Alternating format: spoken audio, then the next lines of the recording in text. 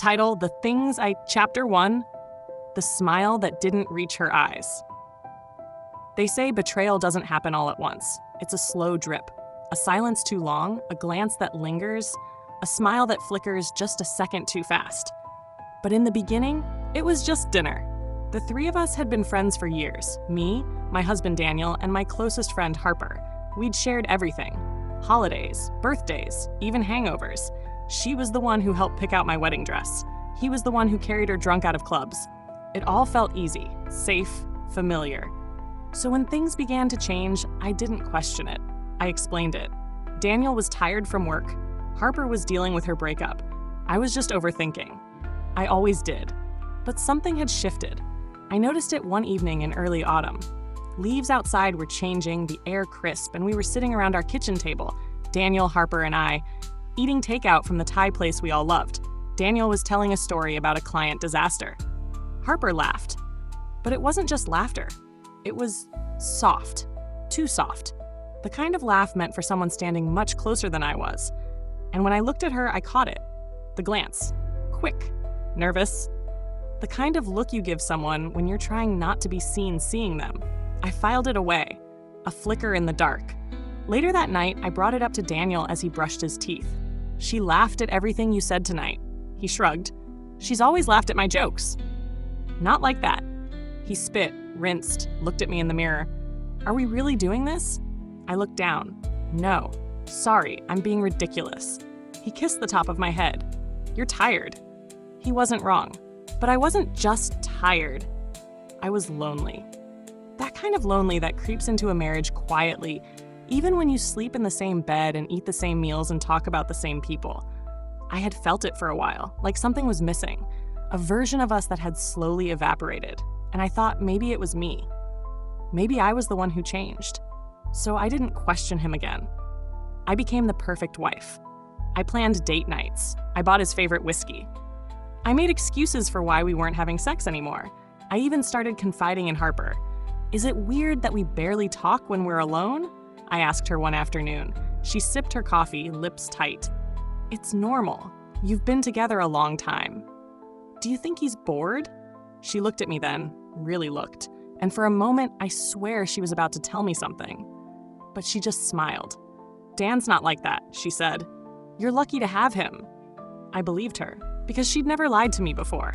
But the thing about betrayal is that it doesn't start with lies. It starts with half-truths, omitted details, shared looks across a room. The next sign came a week later.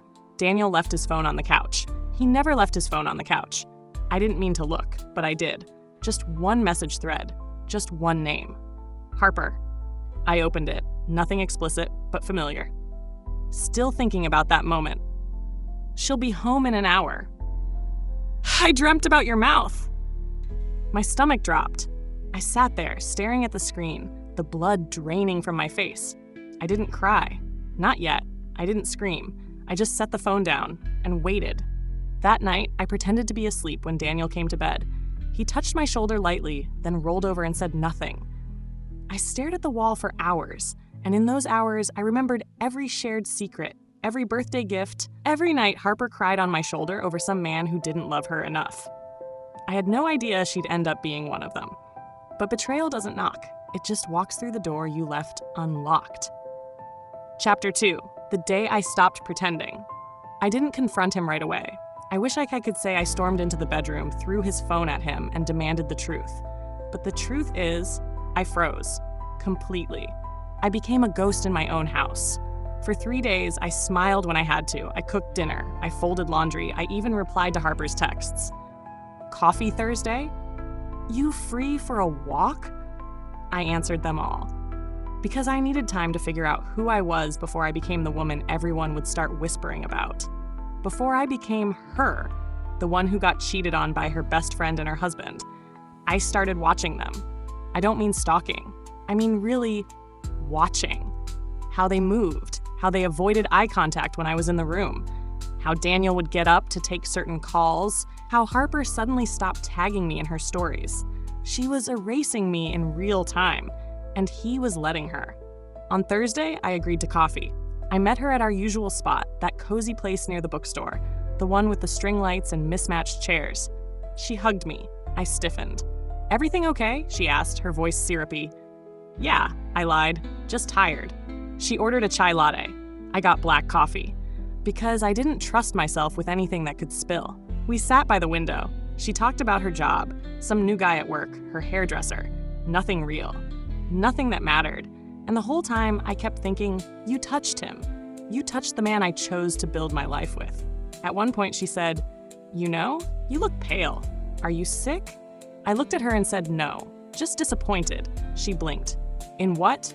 And I almost said it, almost threw the whole table over, ripped the mask off her face, made her say it. But I didn't. Instead, I smiled. Nothing. Just not sleeping well. When I got home, Daniel was in the kitchen. He smiled. "Hey, you smell like cinnamon." "I saw Harper," I said. "Yeah?" She said I look pale. He laughed. "She's always dramatic." And in that moment, I hated them both, because they were still trying to live inside this lie, like it was a vacation rental, something borrowed, something temporary, something they didn't have to pay for. But I was the one footing the bill. I couldn't do it anymore. That night, I wrote them both letters. Not text messages, not emails. Letters. I wrote every word I wanted them to hear, not shouted in rage, but etched in ink. I told Daniel that I saw the messages, that I knew, that I wasn't stupid or blind, just patient. And I told Harper that I remembered every moment we'd shared since we were 13, every secret, every sleepover, every promise, and that now every single one of them was dead. I didn't send the letters. Not yet. The next day, I went to work like nothing was wrong. I answered emails, sat through meetings, but inside I was planning something. Not revenge, not forgiveness. Freedom. Because the truth was, the moment I read that message on his phone, I stopped being afraid of losing him. And I started being afraid of losing myself. Chapter 3, The Day the Lie Died. It happened on a Sunday. The kind of slow, golden Sunday where nothing urgent is supposed to happen. The smell of coffee, sunlight on the floor, grocery bags by the door, domestic stillness. Safe, familiar. Except it wasn't. I had made up my mind the night before. After Daniel fell asleep, one arm slung lazily across my waist like nothing was broken. I got out of bed, walked to the kitchen, and laid the 2 letters on the counter. His first, hers underneath. I didn't cry. I didn't hesitate. I just folded them neatly, placed a pen beside them, and went back to bed. That morning I waited. He came downstairs around 9 a.m., yawning, stretching like he'd earned the rest.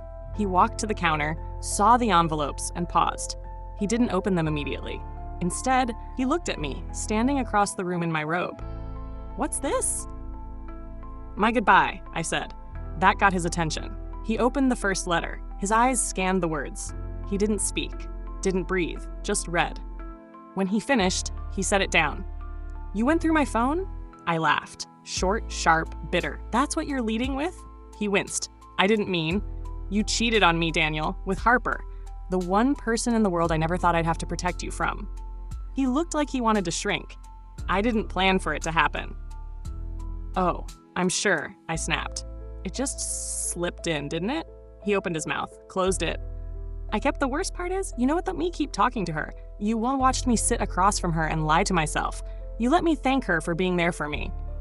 I didn't know what to do. You could have told the truth. I was scared. I stepped closer. Of what?